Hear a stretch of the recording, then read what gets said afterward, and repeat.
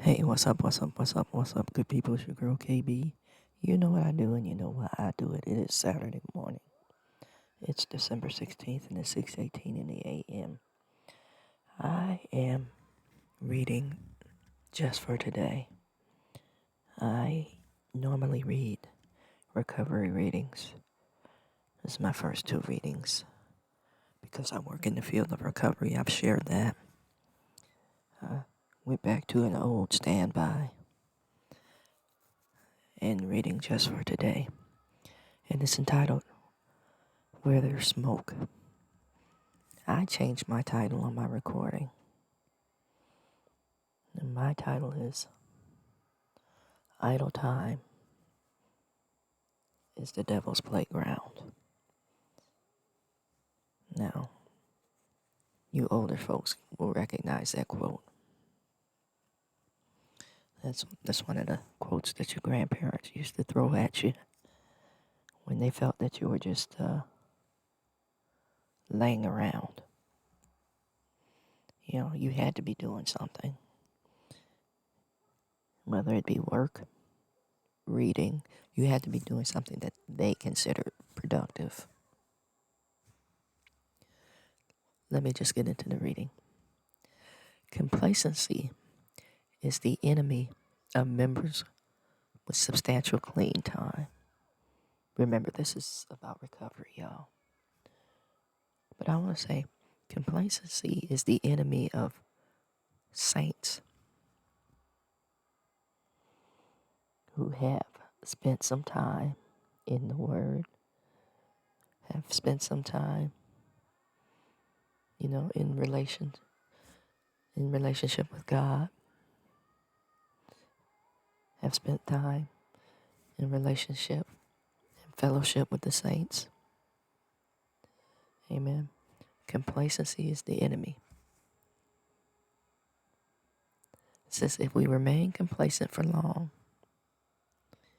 the recovery process ceases.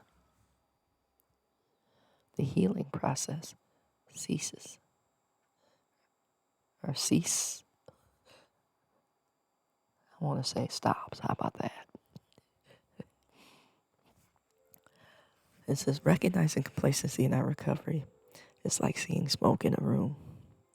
The smoke thickens when our participation and attendance drops off. Contact with the saints decreases. Or our relationships with, our lifelines aren't maintained. It says with continued complacency, we won't be able to see through the smoke to find our way out. I want to say some of us don't want to be out. We like complaining about the fire. We like complaining about the smoke. We like complaining about how people don't come see about us. All that gets attention. And all that makes it about you. Let's keep this 100. It is possible to be addicted to being rescued or to being shipwrecked. It says, only our immediate response will prevent an inferno. You're sitting there yelling fire, fire, fire, fire, but not taking action to address the fire. That's what we do. Or we'll point out the flames to someone else or somebody else's fire, but won't help to extinguish it. We'll call somebody. Did you know your house was on fire?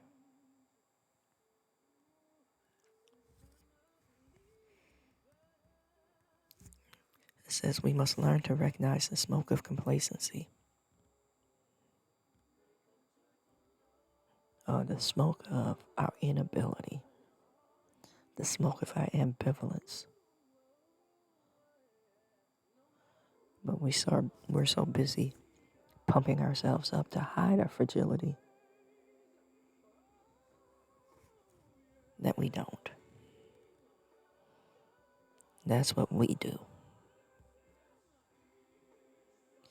It says in NA, we have all the help we need to do that. And that's recognize the smoke. So in our connections with godly people, in our connections with the saints, we have the ability and we have the help. But see, then we turn back to, well, I don't want people in my business. We turn back and embrace that shame and that guilt that keeps us in lockstep with destruction. The writer says we need to spend time with other people who are healing. They may see our complacency before we do. See, for me, I stay in trouble because I tell people what I see and they get mad at me for being able to see it. I become this, that, and the other. Everything but a child of God with vision and insight. Everything but a child of God with care and concern. And my problem is that I often blurt this out in anger and frustration because, I've tried to point it out politely and the blinders and the earlids won't allow people to see or hear. It's funny how the enemy keeps us locked in. And we tend to think that we're enlightened, but we're enlightened to the enemy's maneuvering. That's what we're embracing, and we don't see it, we don't hear it, and we're in lockstep to a whole different beat, and we tell ourselves that the rest of the world needs enlightening when we're the odd man out. That's how the enemy works. You're set apart, and in your mind, you're set apart, telling yourself that you're holy, when in reality, you're set apart for destruction. You're the weapon of mass destruction, if you will.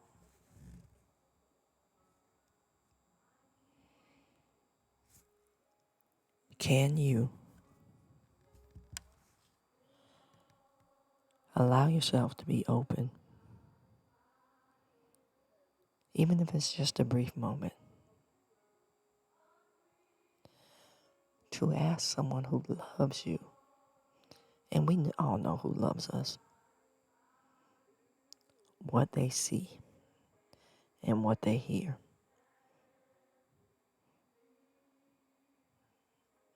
Coming from us.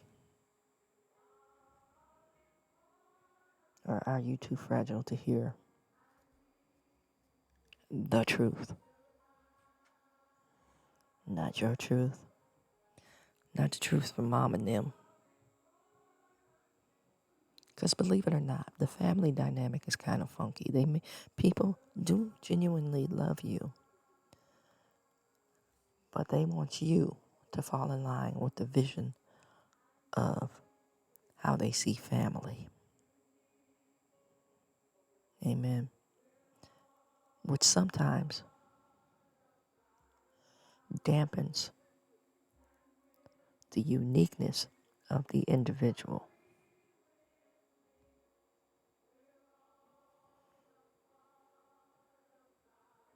It's time to be open and receptive to the will and the ways of God.